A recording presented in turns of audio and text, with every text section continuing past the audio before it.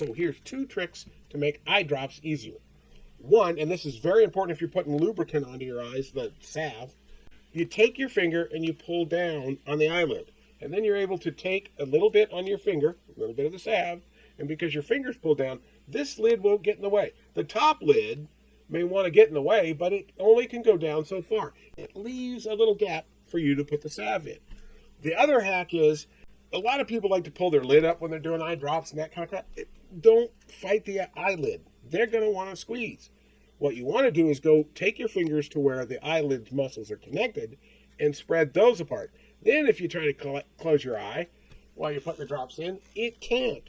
But you're not getting away of pressing down on the nerves in the eye. You're not getting it so that it doesn't want to do its natural motion. It will. It's just it can't go through the full physical effort. That's 2 hacks.